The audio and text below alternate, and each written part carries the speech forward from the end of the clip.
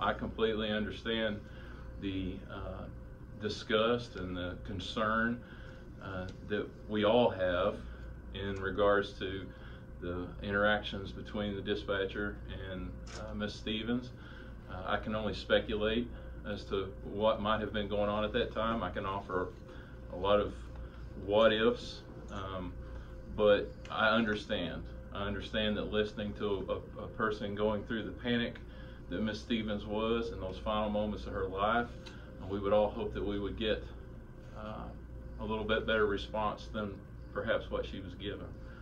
However, at the end of the day, we were working diligently to get to her. We were doing everything that we possibly could to save her.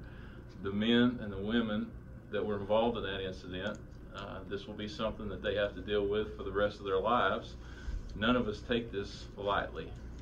It's never an easy thing to have an opportunity to save someone's life and then not be able to do that. So I completely understand the outrage over the audio, the things that were said that could have been said differently. I will say that the dispatcher that took that call is no longer an employee of the Fort Smith Police Department. She was not terminated.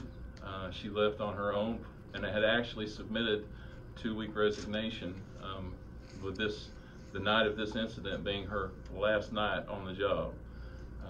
And very possibly this was the last call that she took. I know that dispatcher is equally upset about the outcome of this and the fact that she was not able to save Mrs. Stevens.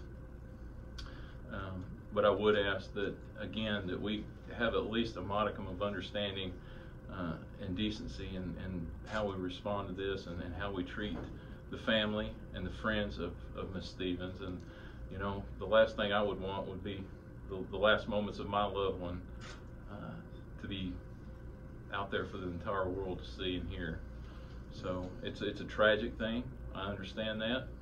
Are there things that we need to maybe look at in our response? Absolutely. I can assure you that as soon as this incident was over, I listened to the audio within hours of the incident.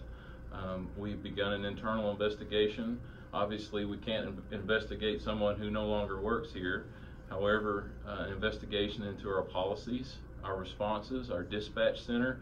I've been in communication with the fire chief. We're looking at what we can do to maybe increase training for our dispatchers in regards to swift water rescue and other things. This seems to be something that's becoming more prevalent in Fort Smith. At least this year, we've seen a lot of flood-related accidents and several deaths.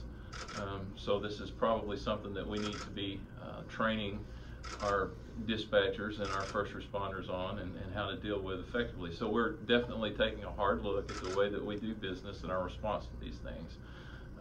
And we do that after any critical incident. We debrief, we look at what we could have done better, differently, and sometimes the answer is there is nothing different that needs to be done. But I think in this case, there are some things that we can improve on, and I can assure you that we'll be doing that.